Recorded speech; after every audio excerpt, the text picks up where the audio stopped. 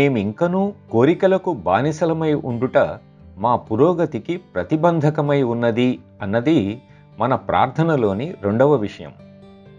మన కోరికలే మన పురోగతికి అవరోధాలు కలగజేస్తున్నాయని మన ప్రార్థన చెబుతోంది. ఆ కోరిక దేని గురించైనా కావచ్చు. అది ఆనందానికి, సుఖానికి సంబంధించిన కోరిక కావచ్చు, భోగభాగ్యాలు, ఆరోగ్యము, సకల సదుపాయాలు, మరింకేదైనా కావచ్చు. నేనిది ఎందుకు చెబుతున్నానంటే, మంచి కోరిక అనేది ఏదీ లేదు, ఉండదు కూడా. మనం కోరికలు నెరవేర్చుకోగలిగితే చిన్న మంట పెద్ద మంటగా, పెద్ద మంట విస్ఫోటంగా మారినట్లే కోరికలు కూడా అంతకంతకు పెరుగుతూ ఉంటాయి. అలా పెరిగి పెరిగి అవి విధ్వంసానికే దారితీస్తాయి. దీనిని బట్టి కోరిక అనేది మన శత్రువు అని మనకు స్పష్టమవుతోంది.